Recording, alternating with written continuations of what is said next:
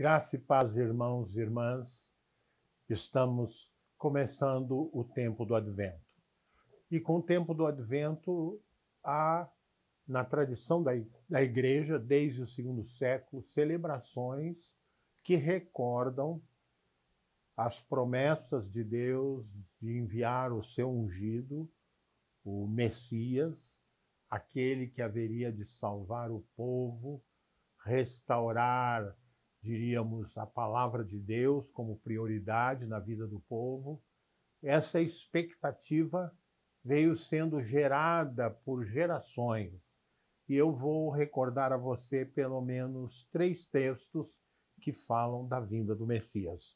O primeiro deles é muito usual nessa época, mas sempre é bom recordar. É Isaías capítulo 9, onde ele diz assim: mas a terra que foi angustiada não será entenebrecida.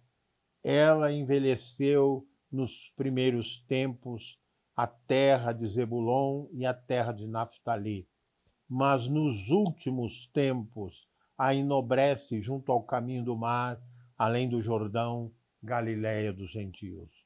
O povo que andava em trevas viu uma grande luz.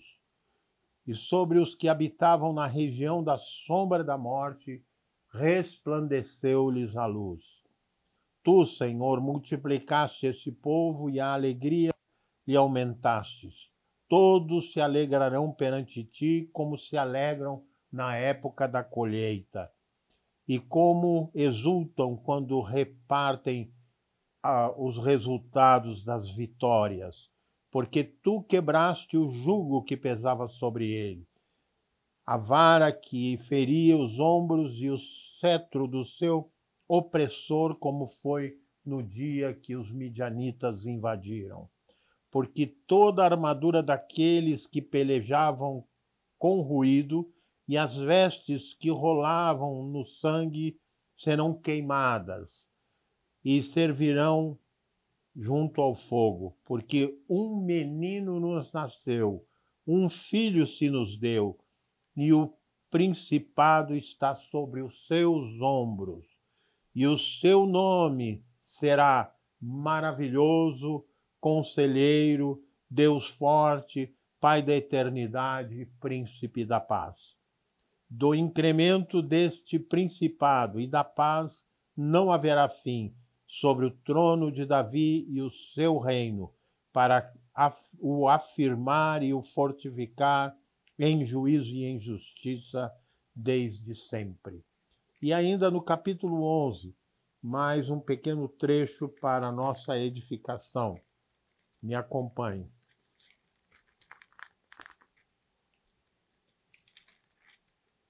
Que diz assim: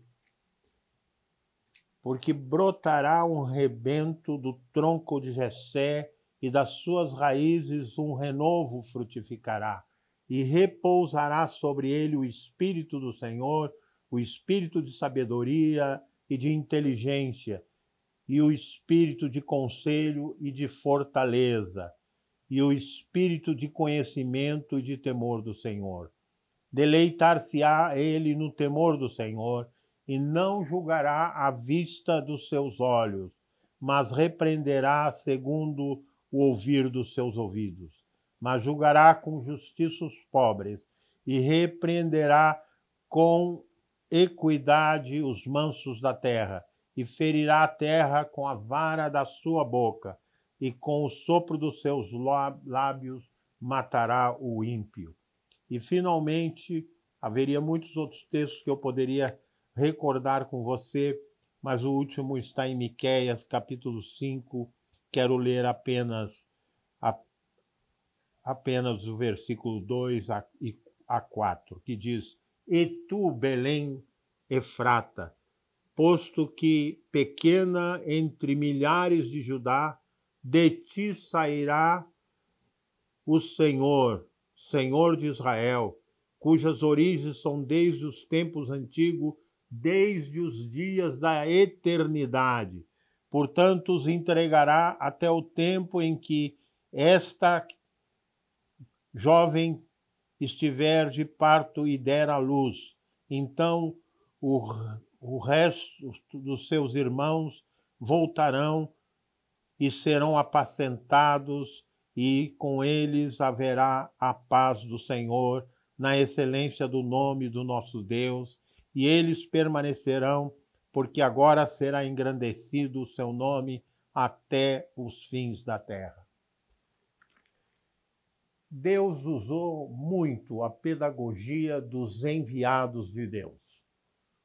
De certa maneira, todos que creem em Deus, todos que têm uma experiência com Deus, são enviados. Por exemplo, isso virou até título, porque os apóstolos vêm de um verbo chamado apostoléu, que significa enviar. Eles são apóstolos 12, porque receberam o envio diretamente de Jesus. Todos nós temos essa apostolicidade. Por isso a igreja é apostólica. Ela é o povo enviado por Deus. Mas para ser enviado, o povo de Deus precisou que o enviado diretamente de Deus, seu Filho amado, Jesus Cristo, viesse a este mundo. Deus teve uma pedagogia de enviar pessoas. E nós conhecemos a história de Israel. De certa maneira, Abraão foi tirado da terra de Ur, do meio dos caldeus, e o consagrou a ele e a sua família para gerar um povo, povo de propriedade exclusiva de Deus, o Israel Santo, do qual somos todos nós herdeiros. Mas Abraão falhou também. Abraão foi abençoado, mas Abraão cometeu também erros, foi disciplinado por Deus. Pensando com o passar dos anos, Deus enviou, além das gerações dos patriarcas vindo de Abraão, Deus enviou Moisés, e Moisés foi instrumento para a libertação do povo do jugo de Faraó. E sucessivamente a história do povo de Deus mostra Deus enviando pessoas. Um dos exemplos clássicos que dou, que não necessariamente está ligado a nascimento nobre, não necessariamente está ligado a uma formação profética, no sentido de ser membro de uma escola de profeta, eu dou o nome de Amós. Amós era boieiro, era vaqueiro, nós podemos dizer na nossa linguagem. E Deus o levanta de após o gado, e ele mesmo declara: não sou profeta nem discípulo de profeta, mas o Senhor me tirou de após o gado e me enviou para anunciar a Israel o juízo, a graça e o poder de Deus. Então, o profeta Amós, assim como toda aquela estirpe de profetas, também foram enviados. Mas nós percebemos, e a pesquisa histórica nos mostra, que o povo era de altos e baixos, né?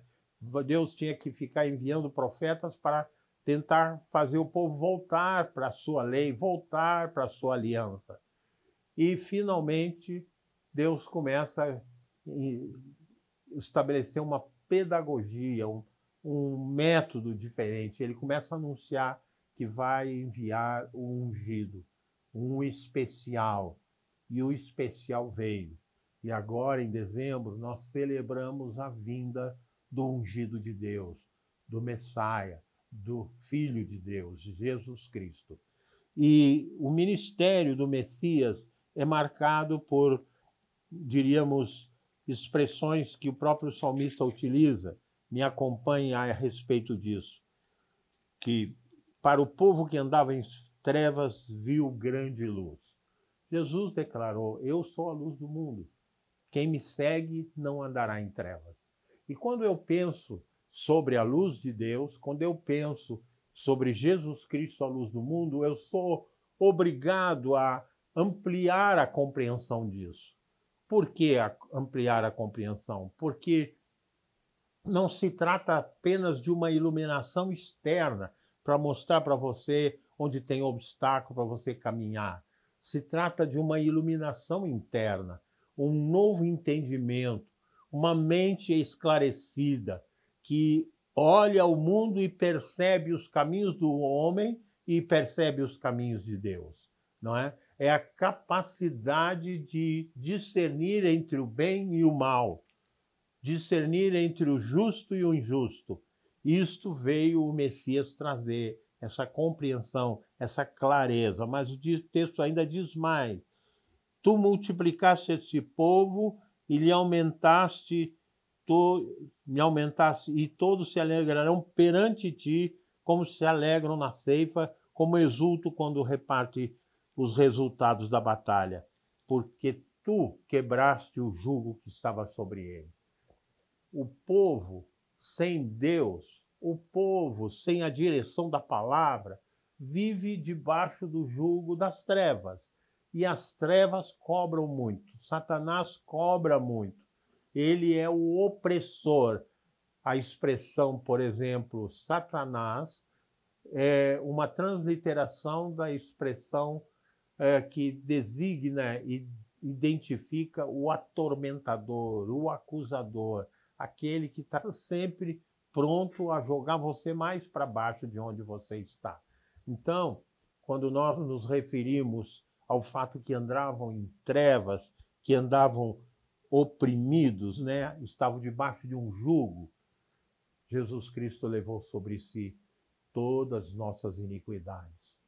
O Messias veio ao mundo e levou naquela cruz, pregou naquela cruz o pecado de nós todos. Mas, para você ter o jugo que está sobre a sua vida, de pecado e de morte, porque Paulo diz que o salário do pecado é a morte. Para que esse jugo seja quebrado é necessário, como diz o próprio apóstolo Paulo, se com tua boca confessares a Jesus como Senhor e no teu coração creres que Deus o ressuscitou dentre os mortos, serás salvo. Isso significa que a vinda do Messias não é uma imposição de Deus, não é?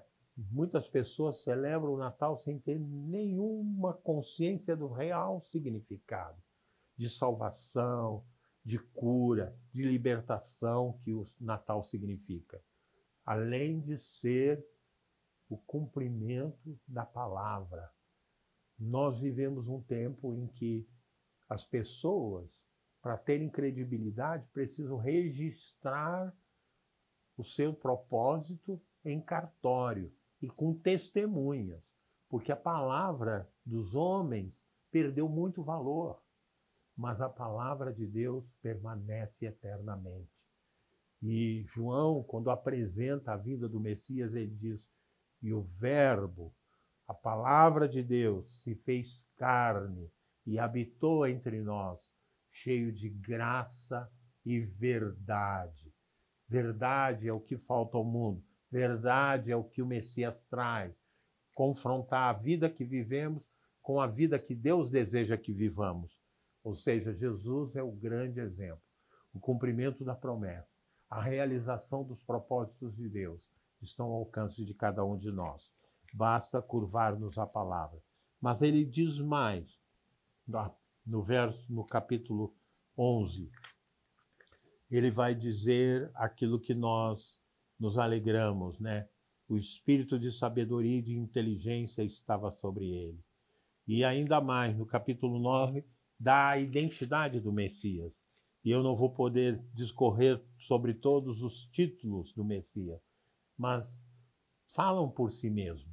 Diz assim: ele será, e o seu nome será maravilhoso. Maravilhoso. Quem já viu as maravilhas de Deus? Quem já viu Deus realizar milagres? São as maravilhas que o Messias traz para nós. Conselheiro, vá ao Evangelho, ouça a voz de Jesus. Deus forte, nada resiste o poder de Deus. Pai da eternidade, ele oferece para nós a eternidade. Príncipe da paz. Quem anda com Deus tem paz no coração, ainda que o mundo ao seu redor esteja em turbilhão.